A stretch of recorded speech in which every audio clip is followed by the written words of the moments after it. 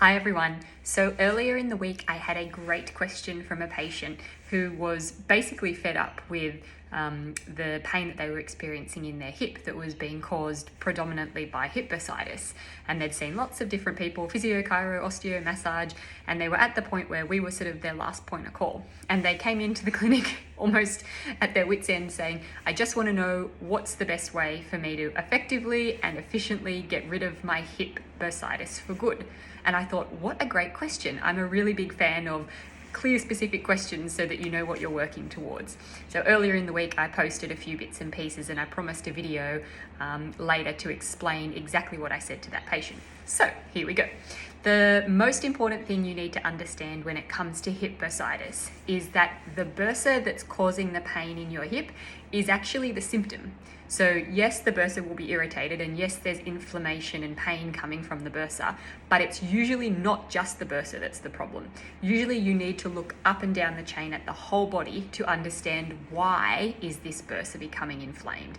And this is the number one place where most people go wrong. They look at the bursa, they think, oh, okay, what am I going to do to address the bursa? They take anti-inflammatories, they rest, they use ice, sometimes they use heat, they modify how they're lying in bed and sleeping. And while these things may temporarily help the bursa become less inflamed and therefore less painful, in the long run, they usually don't fix the problem. Because once that inflammation has come down, most people go back to their activities of daily living, they go back to what they were normally doing, and then they stir the bursa up and the whole cycle starts all over again. So the first thing I want to be really clear about, if you have long-term hip bursitis or hip bursitis which seems to come and go and you can never quite get on top of it, most likely it's because you're treating the symptoms and you're not treating the cause. So that brings me to the second point that I was raising with this patient, and I said for us to really get rid of this long-term and stop it coming back, we need to look bigger picture and understand what is causing the bursa to be irritated. Now this requires a full biomechanical analysis and assessment, I guess, for that patient. It looks at, okay, why am I getting funny loads through my hip? What's not optimal about the way my hip is functioning? And what parts of the body are contributing towards this?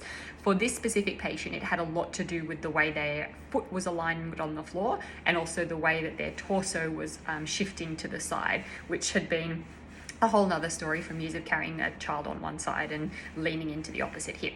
So once we understood that, I was able to explain to the patient, this is what we need to focus our treatment on. We need to get your thorax back aligned over the top of your pelvis, and we need to get you optimally working through your foot so that you can transfer load up and down the body through that hip, past the hip bursa, and no longer irritate the bursa on the side of the hip. And the patient, once they understood that, was incredibly helpful. They thought, that's fantastic. How come no one's ever told me this before? Really, it just comes down to making sure that you're able to assess the whole body and understand exactly what's causing the problem. And then the third part that I explained to the patient is, while we are going to work on this whole body mechanics, it's also helpful to use some local, I guess, pain relief mechanisms to get you out of pain temporarily. So what we did was we looked at taping the hip. We applied some kinesio tape around the back of the glute med to just support that hip socket while we're working on the actual cause. We talked about all the normal things that you may already know about hip bursitis, using ice, being aware of not putting pressure on that hip, so watching where you're lying at bed, looking how you're sitting during the day, making sure you're sinking your hips back into your hip socket, all of those bits and pieces which will in the short term get rid of the pain.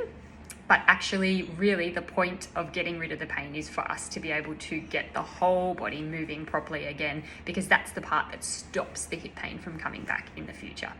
So I hope that was helpful. I know it was certainly helpful for the woman that we worked with in clinic the other day. She's over the moon and just feeling super confident knowing that she knows exactly what she needs to do now, and she's 100% confident that her hip pain is not going to come back and be this reoccurring minefield of hip pain. So I'm hoping you guys found that helpful as well. If you've got comments, as always, you can leave them below. If you've got questions or you want something perhaps a little bit more tailored towards your problems, feel free to give the girls a call. We've got practices in Caringbah, Hurlstone Park and Alexandria, and a team of highly qualified physiotherapists and Pilates instructors who would be more than happy to help work through your symptoms and make sure you get the best results. All right, that's all from me.